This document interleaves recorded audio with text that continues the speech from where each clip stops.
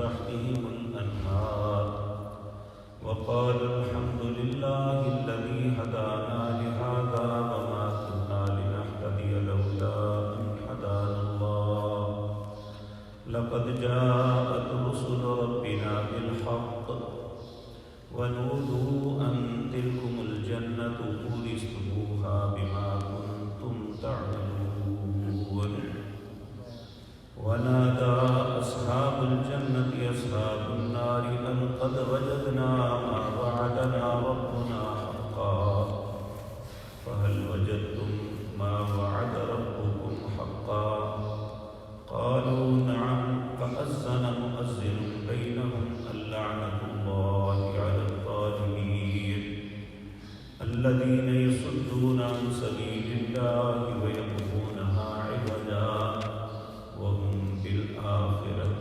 كافرون.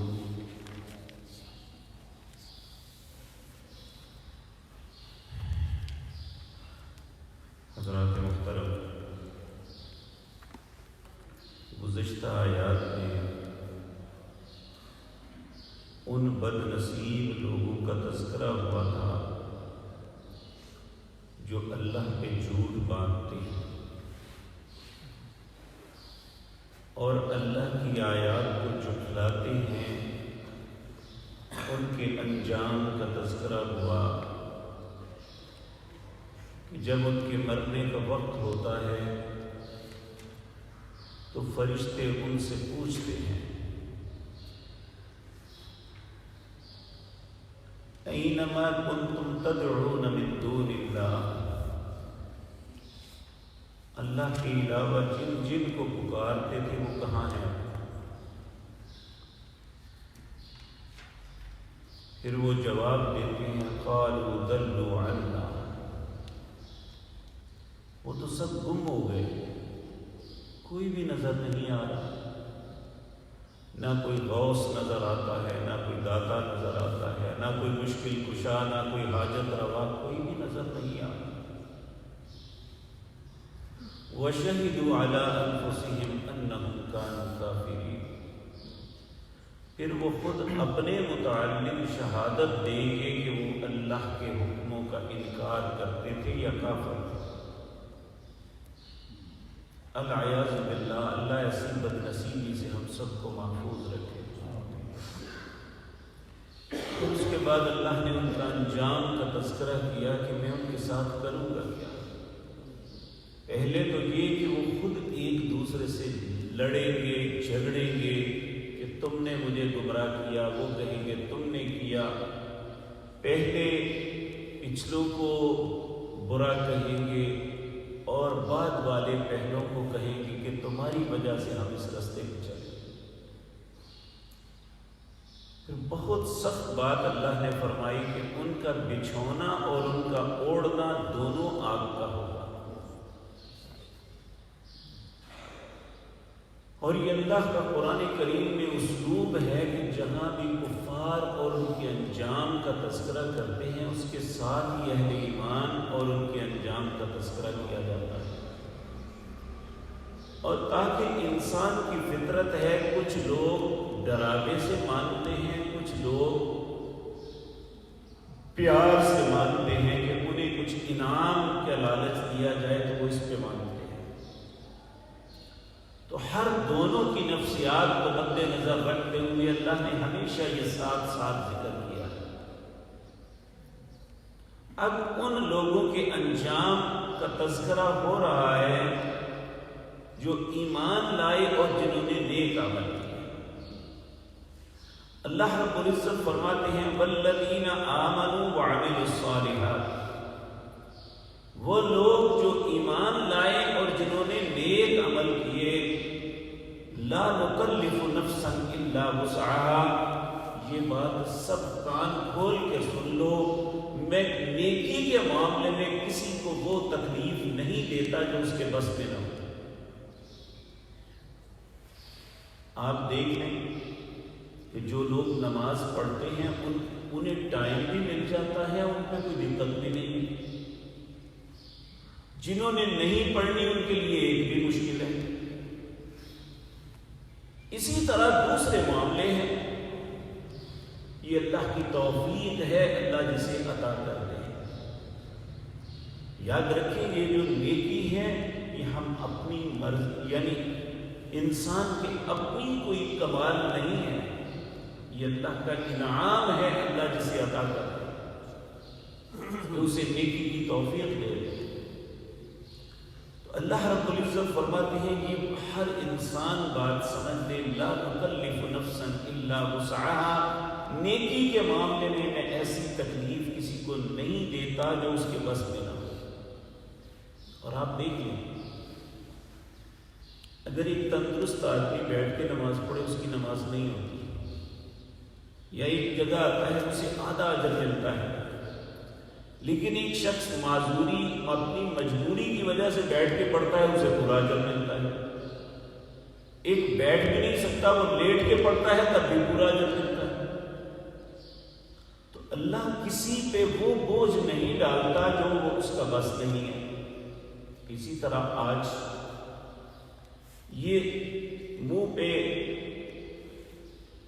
جو ایک نقاب سا لیا جاتا ہے اس پہ بڑی بحث چل رہی ہے کہ نماز ہوتی ہے نہیں ہوتی۔ یاد رکھیں شریعت وہاں پہ اپنا قانون نرم کر دیتی ہے، اٹھا لیتی ہے جہاں انسان کا بس ختم ہو جاتا ہے۔ مجبوری کی حالت میں کچھ بھی ہو اللہ ہر بات کو قبول کر لیتے ہیں انشاءاللہ۔ تو اللہ رب العزت فرماتے ہیں اولئک اصحاب الجنہ، جن کے پاس یہ دو نعمتیں ہوں گی، ایماندار اور نیک عمل، وہ جنت والے ہیں۔ اللہم اجعلنا منہم، اللہ ہمیں بھی ان میں شامل فرمائے۔ ہم فیہا خالدون، اس جنت میں ہمیشہ رہیں گے۔ آج ہم دنیا میں کوئی انسان کتنا ہی اچھا کیوں نہیں، بعض لوگوں کے متعلق انسان کے دل میں پیار ہوتا ہے، بعض لوگوں کے متعلق بغض ہوتا ہے، اور یہ کوئی بھی انسان نہیں کہہ سکتا کہ میرے دل میں کسی کے متعلق بغض نہیں ہے۔ جہاں وہ کچھ لوگوں کو اچھا سمجھتا ہے برا بھی سمجھتا ہے، لیکن جنت میں ایسا نہیں ہوگا۔ اللہ جنت میں داخل ہی تب کرے گا جب انسان کے دل سے بغض کو نکال دے گا۔ وہاں کوئی کسی کو برا نہیں لگے گا اور نہ کوئی کسی کو برا سمجھے گا۔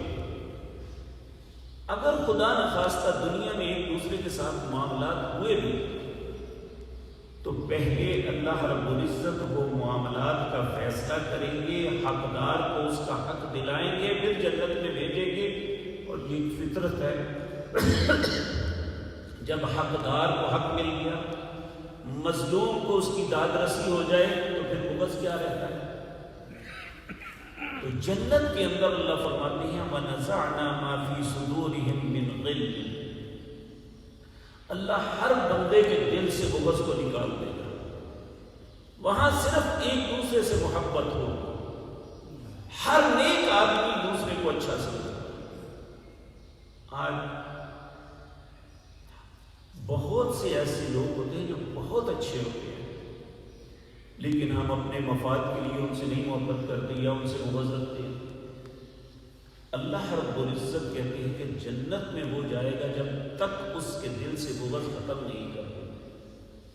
من غل، پھر جنت جو ہے اس کا نقشہ بتایا جا رہا ہے، تجری من تحتها الانہار، ویسے باغات، ایسی خوبصورت جگہ ہوگی جس کے نیچے نہریں چل رہی ہیں۔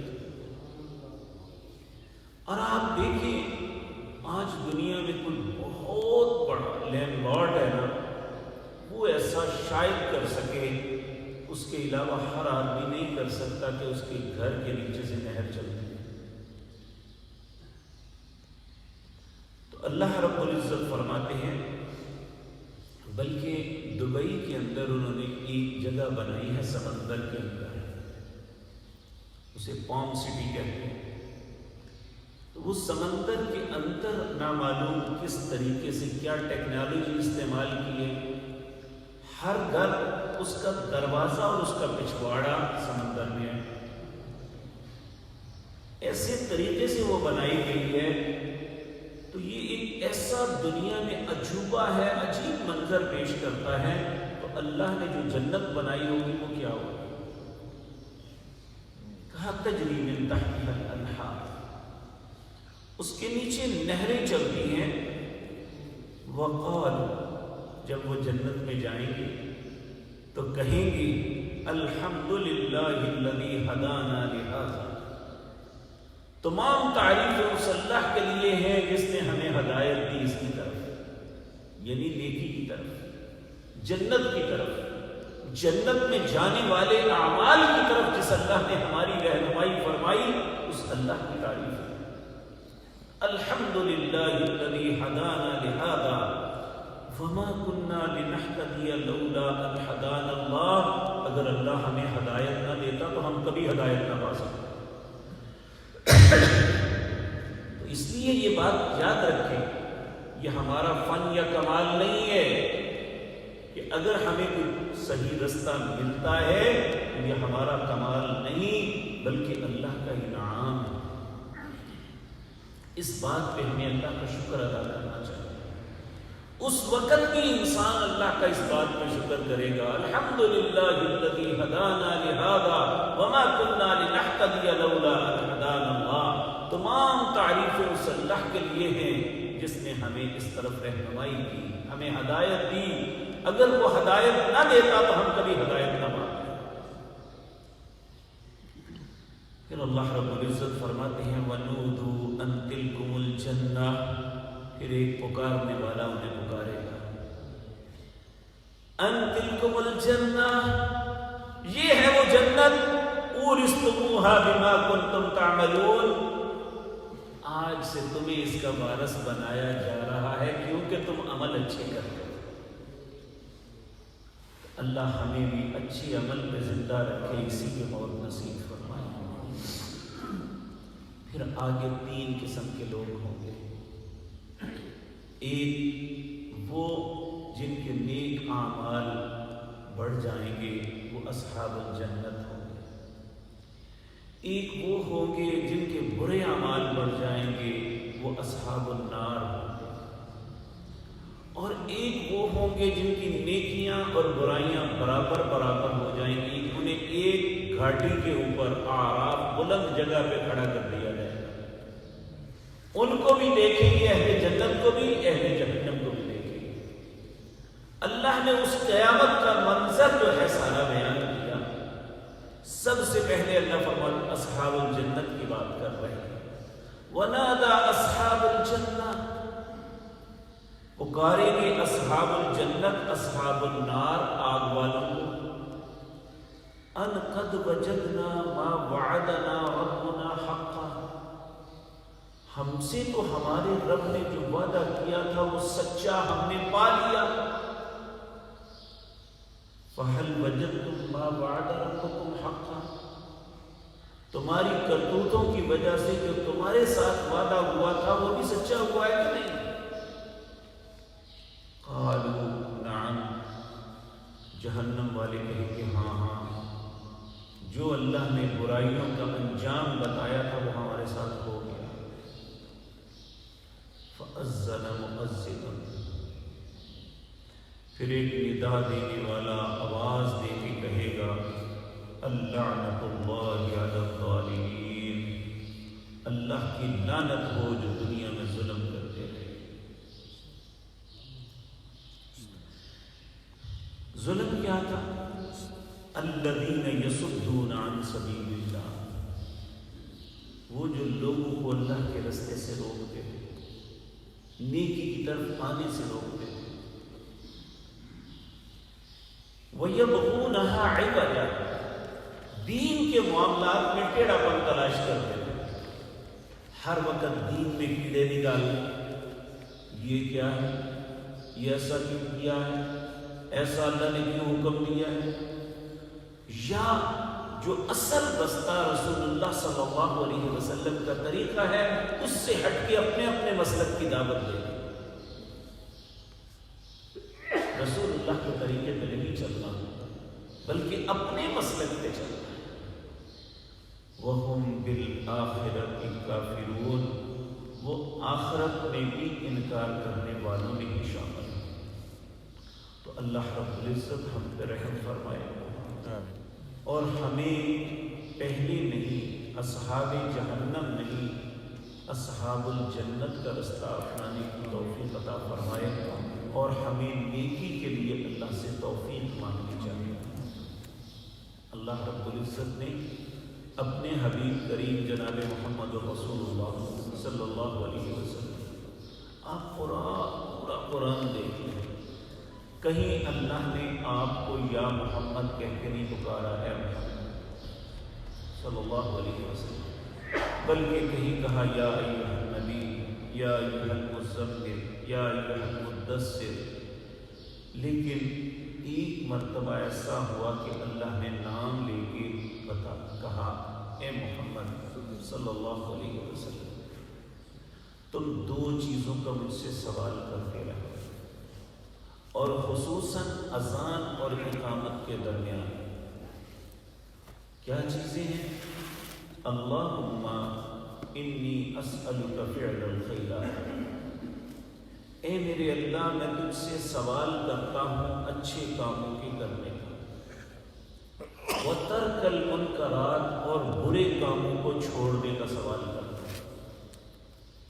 یہ دو باتوں کا سوال اللہ نے حکم دیا کہ یہ کیا کہا کرو مجھے۔